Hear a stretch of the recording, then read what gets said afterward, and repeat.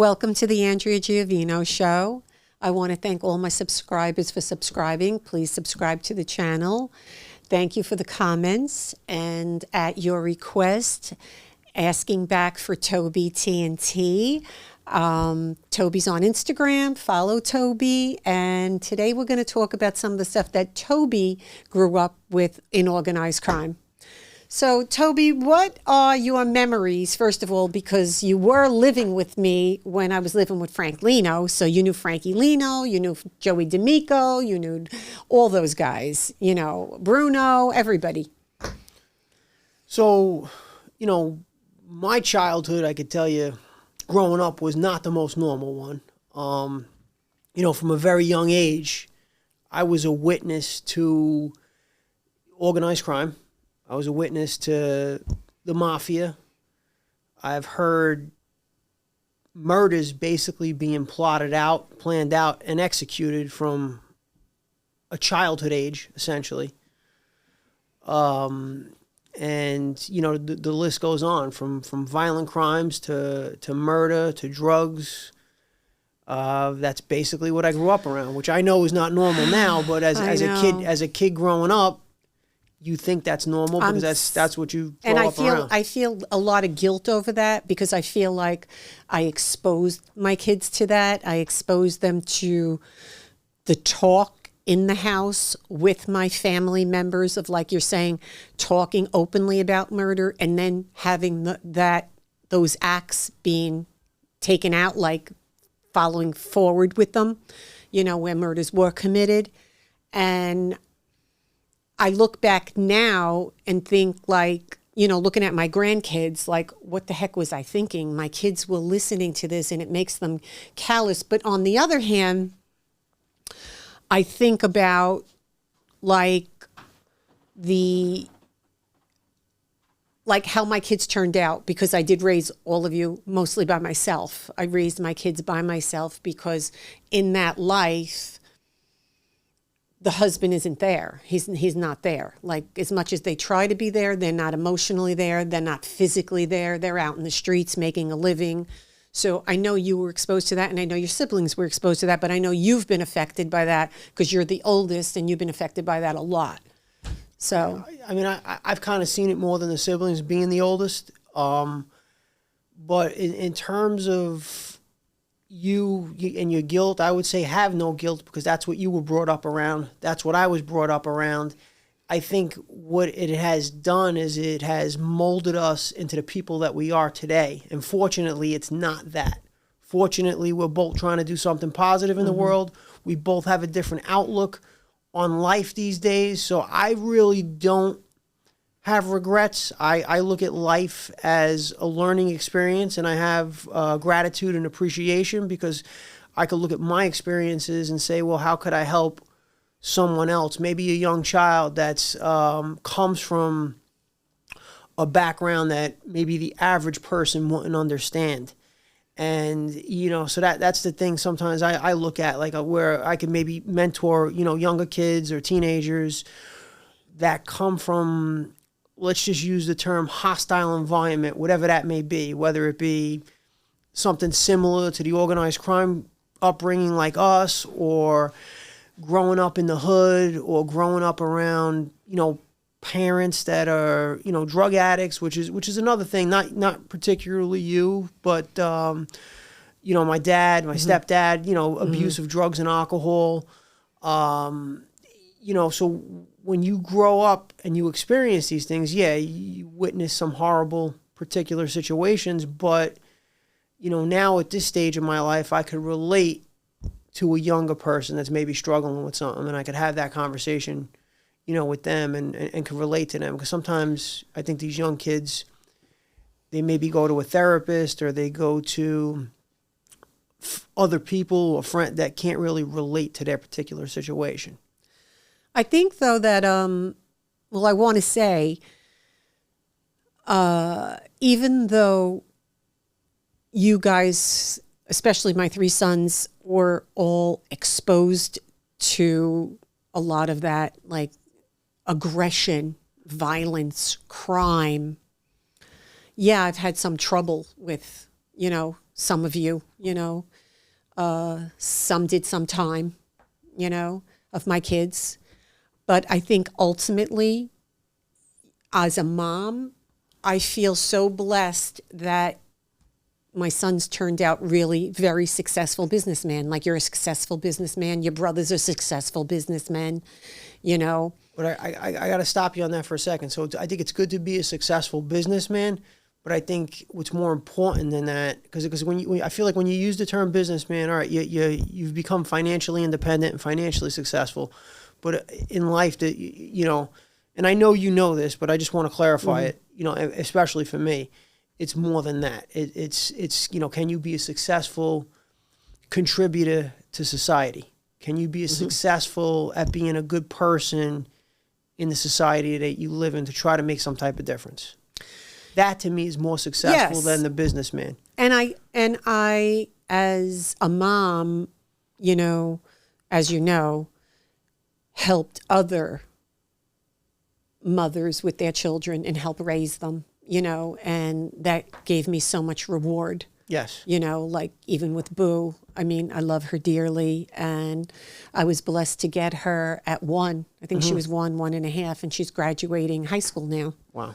Yeah. And just having her as not my family member, but to me, she is family, and you know how I love her. She's like a daughter to me, and she's a child that her mother was a single mom at the time, and she was having some problems, and I helped her.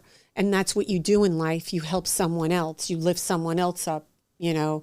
And life is about, and I've taught all of you that, giving back. As we give back, we make, but we give back. Yeah. And if someone's down, you help lift them up to your level, so then they could get their dreams accomplished or whatever their passions are. Because I always say with criminals, everybody's good at something.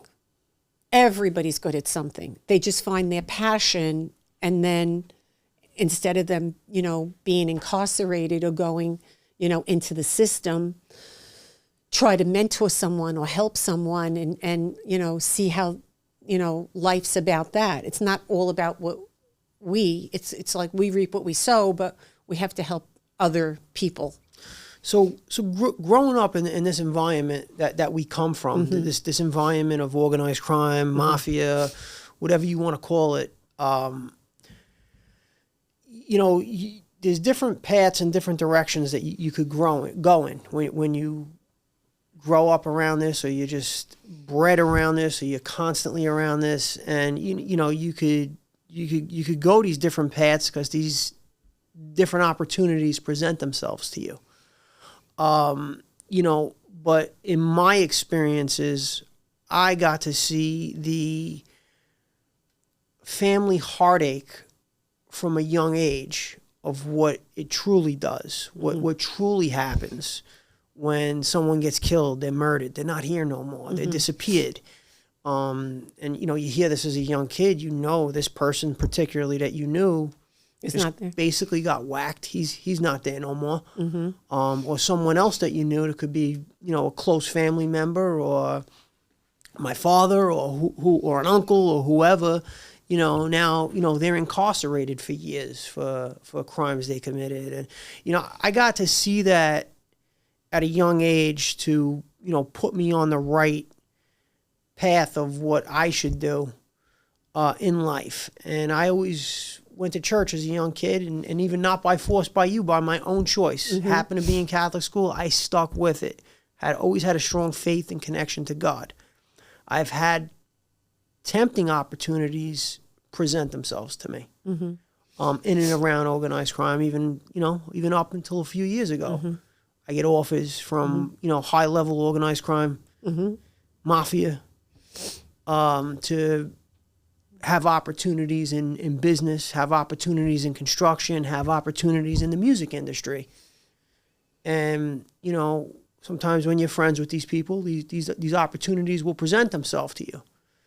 And what I have done, because I associate with people on all levels, you know, whether it be someone that's poor, someone that's rich, someone that's in the mafia, someone that's not in the mafia, someone that's involved in law enforcement, someone that is a government informant, whoever that may be, whatever that may be.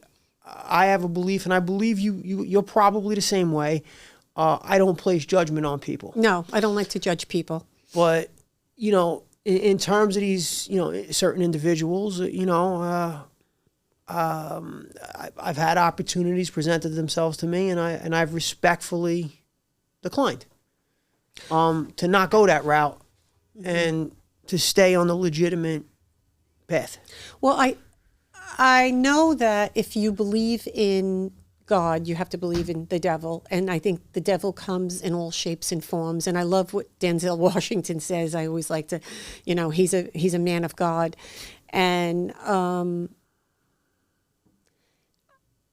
what happens is that you get tempted with your desires if you don't have that desire and it's not going good for you, and then someone comes to you and says, well, you know, you could make this much money doing this, but you know it's the wrong thing. Mm-hmm.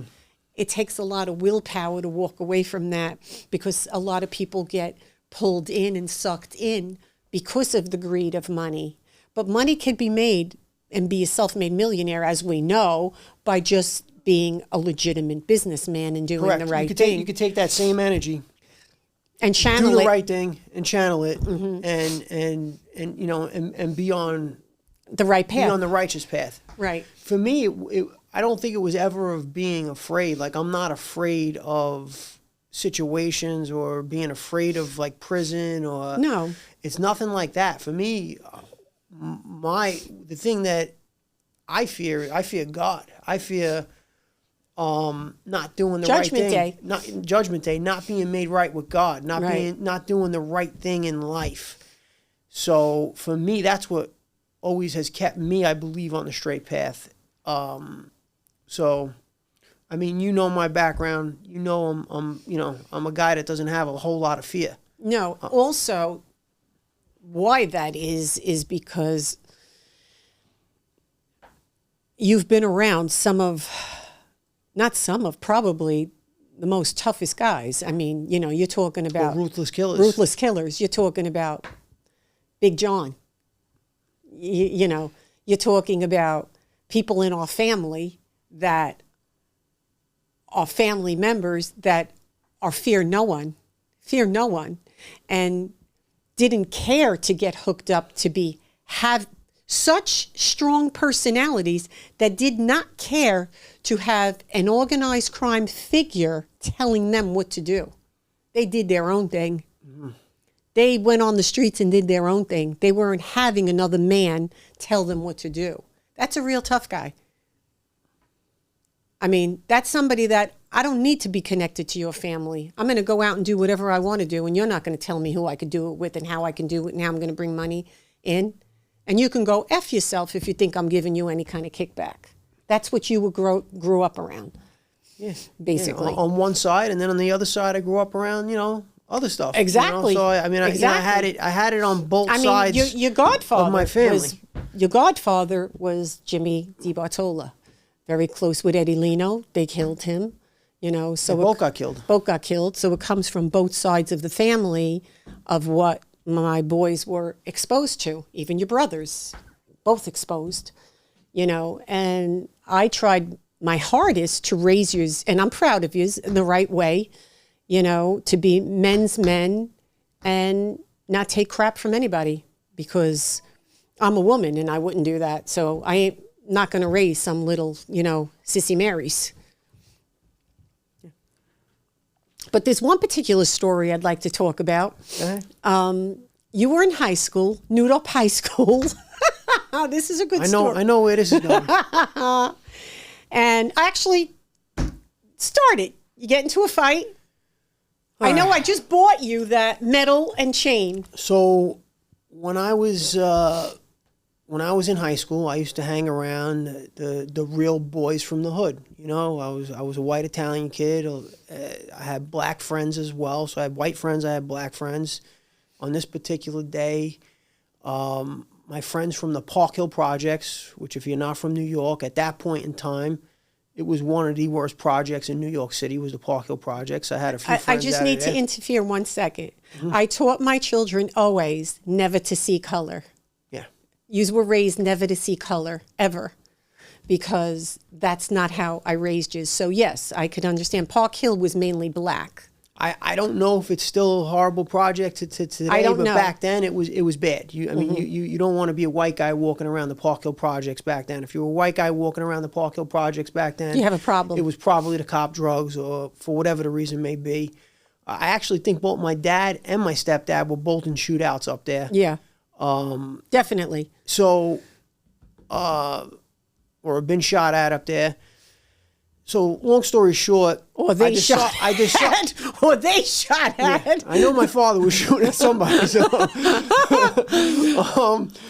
he's since passed. God bless him. But I decided to cut out of class in this particular day. Now, what grade were you? How old were you about then? I was in high school. I might have been 16, 17? I think I might have been, probably about that. Because I remember. And I went into a lunchroom with, one of these kids. And he was from the Park Hill Projects. He was a black kid. So I sit down at the table where, where he brings me. And he goes, "I'll be right back." So all of these other kids, they're all black. They start coming and they're just standing there. And they're looking at me. And they're standing there in shock, looking at me sit there. And ironically, some of them were members, lower level members, not the main members of the group of the Wu-Tang Clan. Okay. One of the kids, his name was DeHaven. He's one of the kids that climbs out the window in the Cream video from the Wu-Tang Clan. So him and I get into it. They're like, "You can't sit here." And I says, and I'm looking at them and I'm like, I'm not a guy that backs down. So I'm like, I'm getting real annoyed and frustrated, but yet I know, I think at this point I might have had about 4 of them just standing there. They were all big. They were probably all bigger than me, looking at me like pissed, like you can't sit here. and I'm just looking at them like I'm ready to go, and I'm looking and I'm saying I'm definitely outnumbered. There's no way. And so I'm just kind of staring at them, and I'm like, and I just decide to walk away. I end up getting into it with one of them in the lunchroom. It was the kid DeHaven. I believe it was him that I ended up getting into. We threw some hands in the lunchroom, and it got broken up. I walk out. I get followed. Now, this was a lunchroom. I wasn't even supposed to be there to begin with. So now I'm getting followed. I get into it with another kid in the staircase. We start fighting. I start beating him. Another kid jumps me in the staircase. A kid from the same projects that knew me, that I used to talk to or hang out with all the time, attacks me head on while I'm fighting with this other kid. So you're basically getting jumped. A third one comes from the steps. So you're getting jumped. After about 3, I lost track of how many guys actually jumped me. I didn't know at that point. But you all knew, my boys all knew how to defend themselves. Always. Yeah, but after 3 3 kids, I mean, I was remember. definitely outnumbered, and I was getting a beating at that point. I mean, I was, the first one was a handful enough. He was on the football team, and the second one was bigger than me, and the third one I think was all bigger than me. But the one was enough. But once it went to 3 or 4, that's it. I was done at that point. The kid that I went into the lunchroom with, him and this white kid named Tommy Kitchen, an Irish kid, got me out of there. So this kid, Eunice Canara, and an Irish kid named Tommy Kitchen, they pulled me off of it. They pulled these kids off of me and got me out of there. The story's kind of good, even though it's a high school story. It's good because at some point I went back to class or whatever, and I get called in to the dean's office. No, your medal was missing. They stole my chain. That's what the problem was. I get called into the dean's office, and there's a whole crew of these black kids from the Park Hill projects in there. Half of them I don't even remember jumping me, because I don't know how many guys jumped me by the time it was all done. And I think the dean goes, "Do you recognize?" I didn't even recognize some of these people. And there was a kid Kareem from the different projects. He was a rival, I guess, drug dealer from the different projects. It was the Stapleton projects in Staten Island. And this kid knew me because I almost had a fight with him. I didn't have a fight with this kid, but I almost did. He tried to cut me in the lunch line one day, and I wasn't having it. And he was a drug dealer from those projects. He was a connected kid. And we almost fought. It never happened. And we became friends because I didn't let him cut me on the lunch line, essentially. And he starts ratting out. I don't know if he was doing it on spite, if he was just trying to get people in trouble and get them thrown out of the school, but that guy was there, that guy was there, that guy. And I'm just kind of standing there like this, like I didn't even know half the people that were in there. Right. And long story short, they called you up. Then I don't know if it was the same day or it was the following day. It was the following morning. They tell me what happened. I said, what? They jumped my son? Like, no fair fight? Because I said to the principal, the dean, what do you mean there was no fair fight? And he says, well, they did jump him. I went nuts, completely nuts. I says, this isn't going to happen. I want to know who they are. He says, I can't tell you who they are. I says, I want these kids' names that jumped my son. On top of that, your medal was missing that I had bought you. Yeah. I make a phone call. You made 3 phone calls. 3 phone calls. I get. She had basically 3 guys come up to the Street school. guys, killers. 3 killers. Killers. Three guys that I believe Serious. All 3 guys I believe all went to prison for murder, killing somebody at some point. Yep.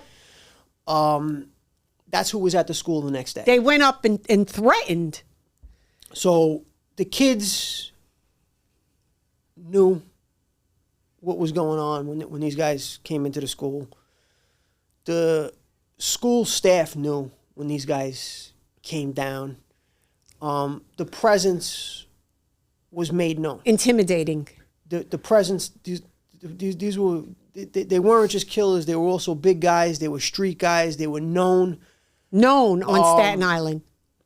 And long story short, they sit down with the acting assistant principal or dean, whatever he was at the time. I think it was maybe like John Pecorino. He might have been a baseball coach for the high school at some point throughout the years. Well, they insisted on the names. They wanted the names. They had him and the football coach in there. I guess they put these 2 guys in there to try and calm it down, sort this situation out. But I remember this because I was there. I like the way this one person, and I don't like to mention names, and he goes like this. He's a big guy, and he looks at the dean, and he goes like this. He had his hands in his pants, and he goes like this. Hey, guy, I'm going to tell you there's one time I want the names. Remember that? Because if I don't get the names, you could bet every day I'm going to be here. Yeah. And I'm going to have carloads of kids. And if you remember, he had carloads, 2 carloads of tough kids. They weren't kids. No, he brought carloads of men. They weren't high school. Right. They were he men. says, and we're going to come every day. We're going to cause riots if I don't get the names. And now looking back, I have to respect the dean. Correct. He protected his kids. I respect him. I look back and I respect him. He was put in a situation where, the football coach wasn't saying much. If you recall, we were actually in there laughing about this particular situation. Like we were laughing because this guy's basically threatening. He's threatening the dean. One of the guys that was in there with us was laughing. I look at him, I start laughing. I'm like, he's threatening. I mean, the guy was holding his ground. He was a stand-up. The dean was a stand-up guy. He looked at these guys. He knew all of us, and he said, and he was nervous. And he was nervous. But he looked at us, and he said, I could have went down that road in life. And this always stuck out with me. He says, I could have went down that road in life. Meaning he could have went down the road of being a street guy. He chose not to. Right. He couldn't give up the names of the kids.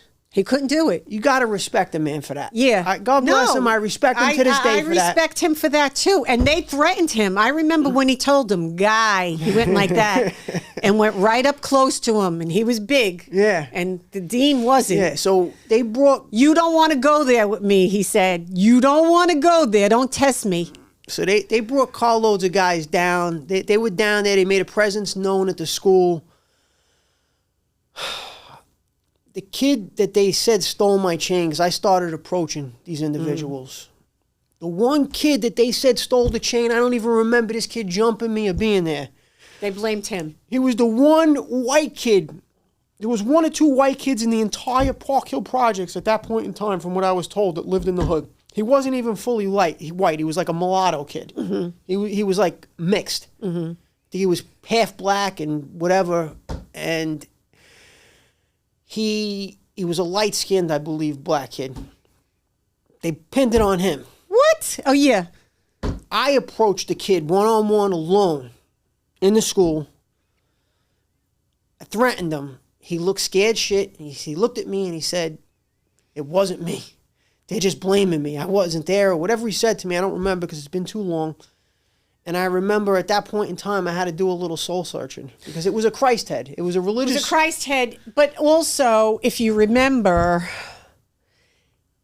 after that, they had every day for about 2 weeks, 2 carloads of guys waiting in front of the school. So I stopped. I didn't want to... I didn't know who took it. There were too many guys. There were too many people. I didn't know who took the chain. I didn't want to get anybody killed or hurt at that point in time over a chain. It was a religious piece. It's like losing a cross. I had to make a conscious decision at that point. It was the Christ head I bought you for confirmation, so it was important. Communion or confirmation, yeah. one of them. I decided to let it go, and that was one of the real times in my life that I had to do some soul searching and say what's important, because for a chain I'm going to get somebody severely hurt or killed, and it might not even be the right person on top of it. Right, we didn't really know who it was. So that's the story. But that was the story, and that was some of the stuff what I wanted to bring to the audience of what my kids grew up with, growing up in New York. You know, back in the day, New York, you got to be a real tough kid, especially in school, to survive. You got to know how to handle yourself. So thank you, Toby, for coming on. Follow Toby on Instagram under TobyTNT. TobyTNT1, is it? Yes. Yeah, okay. You're on there. And thank you to my subscribers. Thank you for the comments. Leave comments. Thank you, Jesus, for giving me this platform. And we will see you next time. God bless. God bless. We're good?